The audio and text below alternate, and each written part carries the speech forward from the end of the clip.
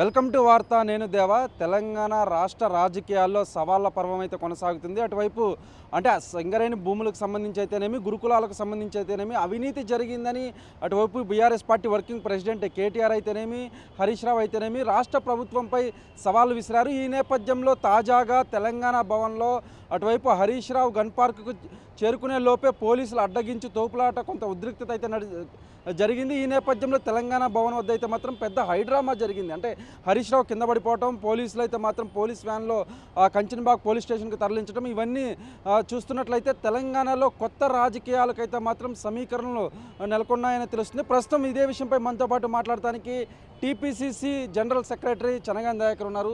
చెప్పండి సార్, ఒకవైపు హరీష్ రావు అయితేనేమి, కేటీఆర్ అయితేనేమి తెలంగాణ భవన్లో మంత్రి జూపల్లికి సపరేట్గా ఒక చైర్ వేసి జూపల్లి ఎక్కడ అంటూ కూడా చెప్తున్నారు. ఎట్లా చూడొచ్చు?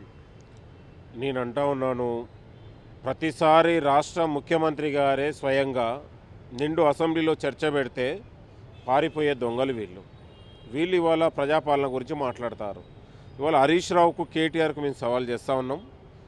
రాష్ట్రంలో గురుకులాలలో ఎక్కడ అవినీతి జరిగిందో మీరు చెప్పండి. మా మంత్రులే ఈరోజు గన్ పార్క్ దగ్గరికి వచ్చారు అవినీతిని నిరూపించడానికి. ఎక్కడ జరిగిందో మా మంత్రులు ఈరోజు ఎక్కడ అవినీతి జరిగిందో ఇవాళ ఆధారాలతోనే వస్తారని మాట్లాడి తోకమురిచి పారిపోయారు. ఈ ప్రజాపాలనపై నెలల సందర్భంగా తెలంగాణలో గురుకుల విద్యార్థులకు నాణ్యతమైన భోజనం కానీ, కాస్మెటిక్ ఛార్జీలు కానీ, ఇవాళ క్వాలిటీ భోజనాన్ని పెట్టి ఒక నాణ్యతమైన చదువును అందిస్తూ ఉంటే కేటీఆర్కు, హరీష్ రావు కళ్ళు మంతా ఉన్నాయి. ఇవాళ నిన్నగాక మొన్న ఆరుట్ల లాంటి తెలంగాణ పబ్లిక్ స్కూల్ని ఓపెన్ చేసి ఇవాళ తెలంగాణ ఎంప్లాయీస్, డాక్టర్లు, ఇంజనీర్లు, డాక్టర్లు, అడ్వకేట్లు ఇవాళ ప్రభుత్వ పాఠశాలల్లో పోటీ పడే పరిస్థితి ఉంది అడ్మిషన్ల కోసం. 10 ఏళ్లలో గాడిద పనులు దోవారా? 10 ఏళ్ళు మీకు ప్రజలు అవకాశం ఇచ్చినప్పుడు ఇవాళ తెలంగాణ విద్యా వ్యవస్థను మొత్తం కూడా కుంటపడారు. గురుకులాలని అమ్ముకున్నారు. గురుకులాలలో అవినీతి చేసింది మీరు, అక్రమాలు చేసింది మీరు. కాబట్టి తెలంగాణ రాష్ట్ర ప్రజలకు ఒక జవాబుదారీ పాలనగా ముఖ్యమంత్రి గారు నడిపిస్తూ ఉన్నారు. ఇవాళ మీకు నిజంగా చిత్తశుద్ధి ఉంటే రండి, అసెంబ్లీలో కేసీఆర్ని తీసుకొని వస్తారా, హరీష్ రావా, కేటీఆర్ రండి, ఇవాళ అసెంబ్లీలో మాట్లాడదాం. మా ముఖ్యమంత్రిని చూస్తుంటే కేటీఆర్కు, హరీష్ రావుకు లాగులు దడుస్తూ ఉన్నాయి. ఎందుకు మా బట్టలు ఎక్కడ ఇప్పుతారో అని, మా అవినీతి చిట్టా ఎక్కడ ఇప్పుతారో అని. కాబట్టి నేను అంటా ఉన్నాను హరీష్ రావు గారు, కేటీఆర్ గారికి, ఈ యొక్క డ్రామా రాజకీయాలు బంద్ చేయండి, ఈ సురభి నాటకాలు బంద్ చేయండి.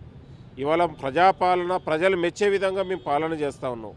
8,50,000 కోట్ల రూపాయలు మీరు తెలంగాణ ప్రజల నెత్తి మీద అప్పులు చేసి కడితే ఇవాళ మేము 64,000 కోట్ల రూపాయలు ఇవాళ అప్పులు కట్టుకొని ముందుకు సాగుతున్నటువంటి పరిస్థితి. ఇవాళ తెలంగాణలో ఇవాళ రైతులకు, మహిళలకు, నిరుద్యోగులకు సంక్షేమానికి పెద్దపీట వేసింది మేము. ఇవాళ మీరు 10 ఏళ్లలో నిరుద్యోగులకు ఉద్యోగాలు ఇవ్వలేదు కాబట్టే కదా ముఖ్యమంత్రి రేవంత్ రెడ్డి గారు అధికారం రాగానే 50,000 ఉద్యోగాలు భర్తీ చేసి ఇవాళ నిన్నగాక మొన్న కానిస్టేబుల్ ఉద్యోగాల భర్తీ కూడా చేస్తూ ఉంటే ఓర్వలేక నిరుద్యోగుల మధ్య చిచ్చులు పెట్టి ఇవాళ ప్రభుత్వానికి వ్యతిరేకత పెంచే కుట్రలు చేస్తూ ఉన్నారు. కాబట్టి ఇది నేను అంటా ఉన్నాను హరీష్ రావు గారు, కేటీఆర్ గారికి, మీకు నిజంగా సిగ్గు శరం ఉంటే అసెంబ్లీకి రండి, మాట్లాడదాం. రాష్ట్ర భవిష్యత్తు నిర్ణయించేది అసెంబ్లీ. 4 కోట్ల మంది ప్రజలు అసెంబ్లీ వైపు చూస్తూ ఉన్నారు, మాట్లాడతారు. మీరు ఏం మాట్లాడతారు, మీ దగ్గర ఏం ఆధారాలు ఉన్నాయో రండి. 10 ఏళ్ళ మీ అవినీతి భాగవతం మేము చిట్టా ఇప్పుతాం. ఆల్రెడీ మీరు 30 నెలల ప్రజాపాలన పైన మీరు చర్చించడానికి అవకాశం ఇస్తాం. రండి బిడ్డ అంటే కూడా తోకలు మురిసి ఇవాళ బట్టలు చింపుకొని పారిపోయే పరిస్థితి కనపడతా ఉంది. అంటే నిజంగా మీరు అవినీతికి పాల్పడకపోతే పోలీసులను అడ్డుపెట్టి మరి ఎందుకు ఆపుతున్నారని ప్రశ్నిస్తున్నారు హరీష్ రావు, కేటీఆర్. మేము ప్రజాపాలన వాళ్ళు సవాలు, మా జూపల్లి గారు 8,50,000 కోట్ల రూపాయలు అప్పులు చేసి అంటా ఉన్నారు. వాళ్ళు 3 లక్షల కోట్లు అంటా ఉన్నారు. నిరూపించడానికి సిద్ధమని మా జూపల్లి గారు అంటా ఉన్నారు. మంత్రులు ఇచ్చిన సవాలుకే వాళ్ళు తోకముడిచి పారిపోయినటువంటి సందర్భం. మా ముఖ్యమంత్రి గారే స్వయంగా సవాల్ చేశారు కదా, రండి అసెంబ్లీ కంటే. మరి ఎందుకు మీరు అసెంబ్లీకి చర్చ ఎందుకు పెట్టమనట్లేదు, ఎందుకు రావట్లేదు మీరు? కాబట్టి వాళ్ళ గురుగింజ కింద ఏమో అంటారు కదా, ఇవాళ వాళ్ళ యొక్క అవినీతి అక్రమాలు తెలంగాణ రాష్ట్రాన్ని 10 ఏళ్ల పాటు లూటీ చేసి దగా చేసినటువంటి దొంగలు వాళ్ళు. ఆ దొంగలకు ప్రజాపాలన గురించి మాట్లాడే నైతికత లేదు, ఇవాళ ముఖ్యమంత్రి గారి గురించి మాట్లాడే అర్హత లేదు. కాబట్టి మా మంత్రులు, ముఖ్యమంత్రి గారు నిద్రలేని రాత్రులు తెలంగాణ రాష్ట్ర అభివృద్ధి కోసం, సంక్షేమం కోసం, పిల్లల భవిష్యత్తు కోసం పాటుపడుతూ ఉన్నారు. కాబట్టి పిల్లల నోటికాడ ముద్దను ఇవాళ ఆగం చేసే కుట్రలు వాళ్ళు చేసే ప్రయత్నం జరుగుతూ ఉంది. అంటే అవి నిన్న మంత్రి జూపల్లి స్వయంగా తెలంగాణ భవన్కి వస్తాను చర్చిస్తాను అని చెప్పడంతో ఈరోజు కేటీఆర్ మంత్రి కోసం సపరేట్గా ఒక చైర్ వేసి శాల్వా వేసి మీరు రాండి అంటూ కూడా వెయిట్ చేసిన పరిస్థితి. ఇప్పుడు వాళ్ళు మేమేమంటున్నామంటే మంత్రి గారే స్వయంగా సవాల్ విసిరారు. 8 లక్షల కోట్ల రూపాయలు అవినీతి చేసింది వాళ్ళని నిరూపించే దమ్ము వాళ్ళ దగ్గర లేదు. 3,50,000 కోట్లు అంటారు. మీరు కట్టిన అమరవీరుల స్తూపం దగ్గరికే రండి. మీరు కట్టిన 80,000 కోట్ల 80 కోట్లు అన్నారు పోయి దాదాపు 400 కోట్లకు నిర్మించినటువంటి అమరవీరుల స్తూపం దగ్గర చర్చకా, లేకపోతే తెలంగాణకు ఉద్యమకారులకు అమరవీరులకు సాక్షిగా గన్ పార్క్ దగ్గర చర్చకు సిద్ధమంటే ఇవాళ వాళ్ళే ఇవాళ బట్టలు చింపుకునే ప్రయత్నం కనపడతా ఉంది. ఇవాళ ప్రజలకు శాంతి భద్రతలకు విఘాతం కల్పించే ప్రయత్నాలు చేస్తూ ఉన్నారు. ప్రజల మధ్య అభివృద్ధి చేయకుండా కాళ్ళల్లో కట్టబెట్టే ప్రయత్నం జరుగుతూ ఉంది. తెలంగాణ ప్రజలు గమనిస్తూ ఉన్నారు. ఎందుకంటే ఇవాళ నిన్ననే రాష్ట్ర ముఖ్యమంత్రి గారు 44 లక్షల మంది రైతులకు ఇవాళ 12,000 రూపాయలు ఇవాళ రైతు భరోసా పడితే తెలంగాణలో రైతులు ఒకవైపు ఇవాళ ముఖ్యమంత్రి పాలనను ఇవాళ రాష్ట్ర రైతులందరూ కూడా ఒక పాలాభిషేకం చేసి పండగ వాతావరణం చేసి బీఆర్ఎస్ నాయకులు దండగంటే మేము పండగ చేసినందుకు దాన్ని ఆ యొక్క పేరును ముఖ్యమంత్రికి రావద్దని కుట్రతేనే ఈరోజు హరీష్ రావు కేటీఆర్లు ఇవాళ బావబామ్మర్దులు కత్తులు కడుపులో పెట్టుకొని పైకి మాత్రం నటిస్తూ ఉన్నారు సురభి నాటకాల్లాగా. కాబట్టి ఈ దుర్మార్గుల్ని ఈ లఫంగిగాలని తెలంగాణ సమాజం నమ్మరు. కాబట్టి తెలంగాణ ప్రజలు ఇవాళ గురుకులాల్లో చదువుతున్నటువంటి పిల్లల తల్లిదండ్రులే రేపు బీఆర్ఎస్ నాయకుల భరతం పడతారు. హరీష్ రావు కేటీఆర్కు చుక్కలు చూపిస్తారు. రోడ్లపైన ఉరికించి కొట్టే రోజు కనపడుతుంది. తెలంగాణలో మా మహిళలందరూ కూడా ఇంకా లాస్ట్కు ఓపిక నశించిపోతే లాస్ట్కు చీపుర్లు తీసుకొని కూడా ఈ బీఆర్ఎస్ నాయకుల భర్తం పట్టే రోజు వస్తుంది. మీ ఆటలు ఇక సాగవు. రేవంత్ రెడ్డి జూపల్లి పొన్నం మాత్రం అధికారం అడ్డు పెట్టుకొని పోలీసులను అడ్డు పెట్టుకొని మేము అంటే కాలినడకన వస్తామన్నా కూడా మమ్మల్ని అడ్డగించి మరీ పోలీసు వ్యాన్లు ఎక్కించడం ఎంతవట్టికి ప్రజాస్వామ్యం అని చెప్తున్నారు. వాళ్ళు ఒక హీరోయిజం చూపించుకోవాలనుకుంటున్నారు. ఎంతసేపటికి పాపులారిటీ కోసం చిల్లర రాజకీయాలు మాట్లాడుతూ ఉన్నారు. ఇవాళ మేము పాపులారిటీ కాదు, వాస్తవాలు కావాలి ప్రజలకు అంటా ఉన్నాం. ఇవాళ అభివృద్ధి కావాలంటా ఉన్నాం. అవినీతి రహిత పాలనను మేము అందిస్తూ ఉన్నాం. దీనికి ఇవాళ కోడిగుడు మీద ఈకలు తీసే ప్రయత్నం హరీష్ రావు కేటీఆర్ చేస్తూ ఉన్నారు. తెలంగాణ ప్రజలు దాన్ని నమ్మరు. కాబట్టి ఇవాళ ప్రజలకు రక్షణ కల్పించే బాధ్యత ఈ ప్రభుత్వం ఉంది. ఇవాళ రోడ్ల మీద మేము వచ్చి విచ్చలవిడిగా చేస్తాం, మేము మా హీరోయిజాన్ని చూపిస్తాం, మా అంగు ఆర్భాటలు మందబలాన్ని వేసుకొని వస్తాం, మేమేదో చూపిస్తామంటే తెలంగాణ నమ్మరు. నేను గుర్తుపెట్టుకోండి, మీ యొక్క చిల్లర ఆరోపణలకు పనికిమాలిన ఆరోపణలకు తెలంగాణ ప్రజలు సరైన బుద్ధి చెప్పారు. ఇంకా భవిష్యత్తులో కూడా బుద్ధి చెప్తారు. రాసి పెట్టుకోండి. అంటే రైతు ఆశీర్వాద సభలు కాదు, అది రైతు వంచిన సభలని కూడా గతంలో హరీష్ రావు చెప్తున్నాడు కదా. అరే వ్యవసాయం మీరు దండగంటే మేము పండగ చేసాం. ఇవాళ మీరు రైతు బంధులో బిలియనియర్లకు కోట్లకు ఉన్నటువంటి భూస్వాములకు రియల్ ఎస్టేట్ వ్యాపారులకు రైతు బంధు వేస్తే మేము నిజమైన నాగాలు పెట్టినటువంటి రైతులకు రైతు భరోసా అందించగలుగుతాం. మీరు గిట్టుబాటు ఇవ్వకపోతే మేము గిట్టుబాటు ధర ఇచ్చినాం. గతంలో అక్రమాలు కొనుగోళ్ల విషయంలో అక్రమాలు మిల్లర్లకు దోచిపెడితే మేము మిల్లర్లను దోపిడీ లేని వ్యవస్థను నిర్మించగలిగినాం, రైతుని రాజును చేయగలిగినాం.